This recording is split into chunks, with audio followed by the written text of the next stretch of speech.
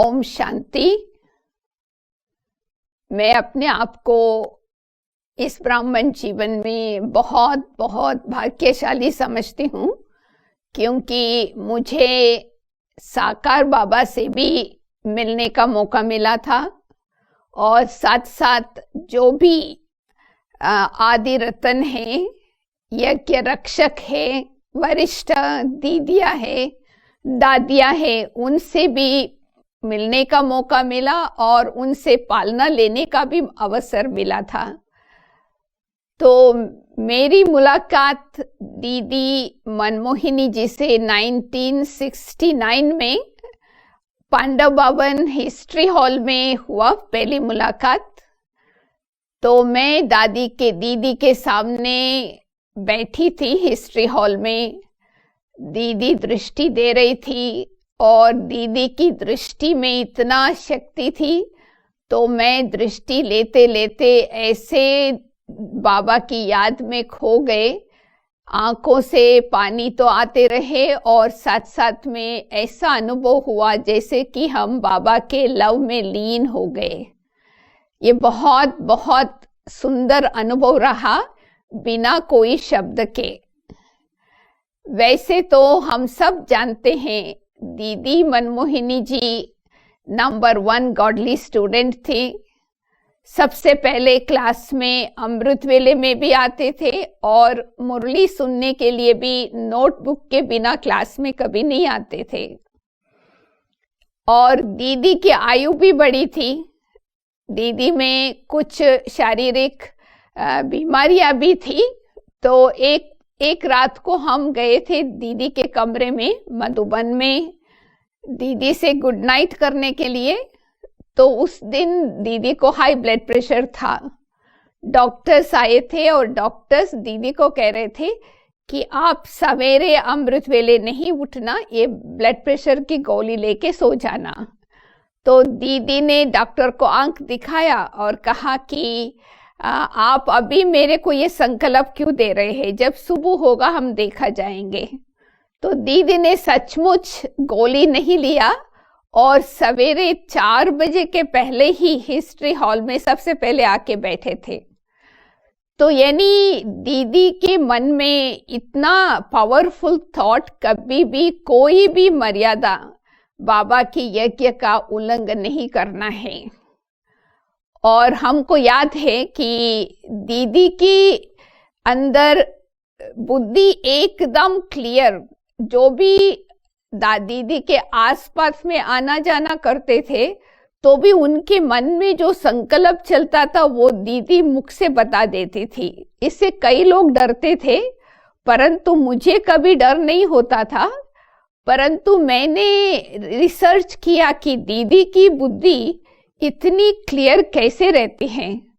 तो वास्तव में देखा जाए दीदी के जीवन की सच्चाई एकदम ऑनेस्ट थी। कोई भी बात हो जाती थी, कभी बाबा से छिपाते नहीं थे।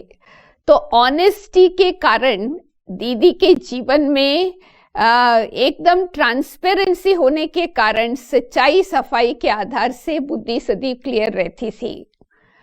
और एक और अनुभव हमको याद है कि दीदी ने एक बारी कहा था कि बाबा ने दीदी को कहा कि आप ये ग्रुप आए हैं, बॉम्बे जा रहे हैं, तो इनके साथ में फलाने को थोड़ा टोली भेजना।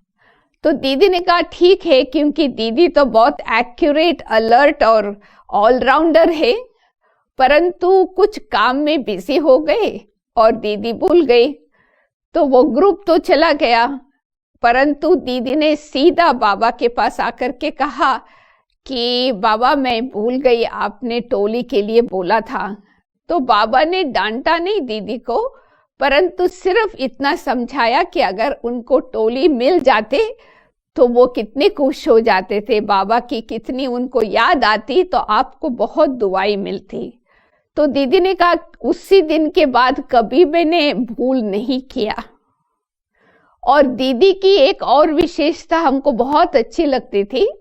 दीदी जब भी टीचर्स से मिलती थी ना, तो टीचर्स को एक शिक्षा देती थी कि आप कभी भी किसी को अपनी सहेली नहीं बनाना, सखी बनाना, क्योंकि सहेली माना कि परचिंतन करते हैं, सखी आपस में ज्ञान की चिटचैट करते हैं।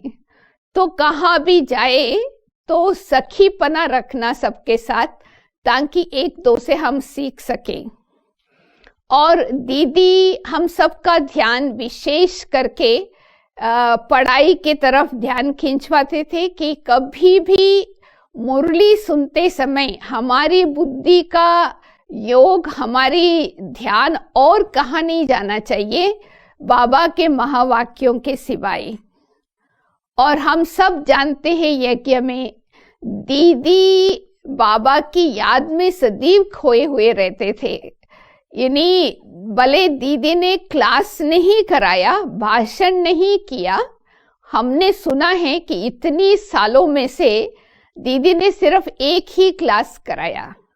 तो दीदी के जीवन में ये फॉर्मूला था कि 90% स्वरूप से ज्ञान देना है, 10% भाषण से। तो इसी के कारण दीदी ने सबको भाषणा दी, भले भाषण नहीं किया, जो भी दीदी के सामने जाते थे उनको भाषणा मिलती थी कि ये अपनापन की भाषणा, ये मेरा घर है, बाबा मेरा है, मेरी दीदी है। तो ये अपनापन की भाषणा भाषण से हम नहीं दे सकते हैं, भावना से। तो दीदी की ये भी एक विशेष था कि भावना के कारण भाषणा देने की कला दीदी में बहुत अच्छी थी। और उन दिनों में खास दीदी की ड्यूटी ये रहती थी कि जो भी मधुबन से वापस जाते थे, दीदी के पास जाकर के दीदी सबको सौगात देते थे और साथ साथ में ब्लेसिंग्स भी देते थे। हमको याद है कि उन दिनों में हम लोग ट्रेनिंग में गए थे, कई बार गए थे वैसे मधुबन में। तो उन दिनों में जब छुट्टी लेने का टाइम होता था तो हम सबको शांति स्तंभ में आकर के खड़े होने के लिए कहते थे।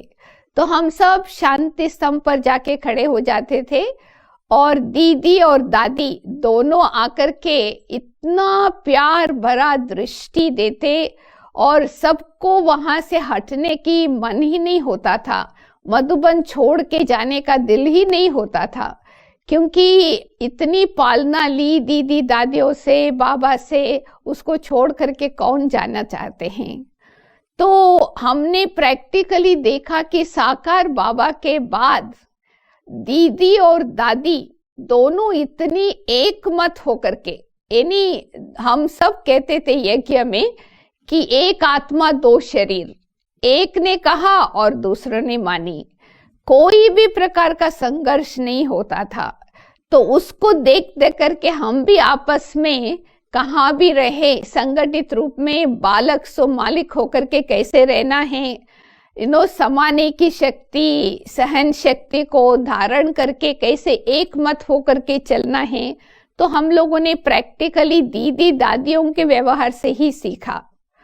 बाकी ऑफ कोर्स जैसे जैसे समय बीतता गया तो अंत में 1983 में हमने देखा कि दीदी एकदम धीरे धीरे धीरे साक्षीपन की अवस्था, उपराम की स्थिति, और भी कई बार लोग दीदी के पास जाते थे समाचार सुनाने।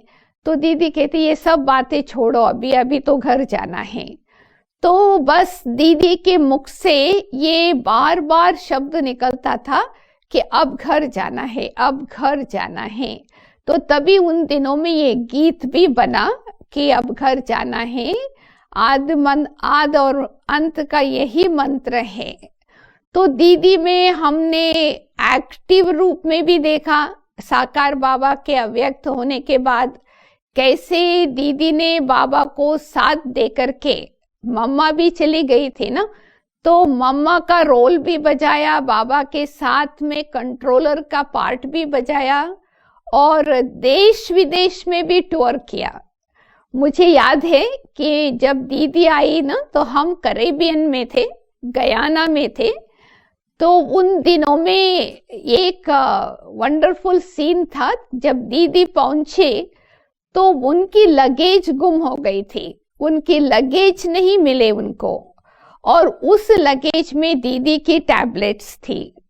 परंतु सुनकर के भी दीदी की अवस्था एकदम एक रस रहे, अचल अडोल। अगर कोई ऐसा किसी का सूटकेस गुम हो जाए और दवाई उसके साथ रहे तो उसकी अवस्था इतनी ऊपर नीचे हो जाए।